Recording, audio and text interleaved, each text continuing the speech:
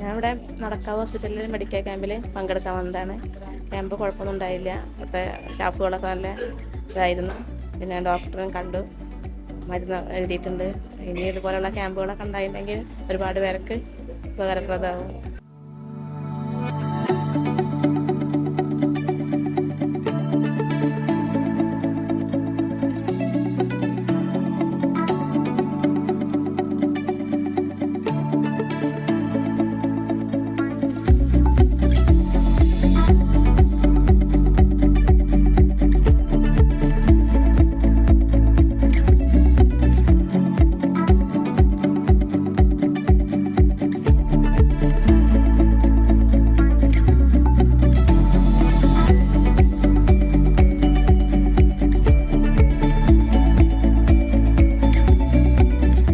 ഹോസ്പിറ്റലിൽ സൗജന്യ ക്യാമ്പ് വെച്ച് വന്നതായിരുന്നു. എനിക്ക് ചുമയായിരുന്നു.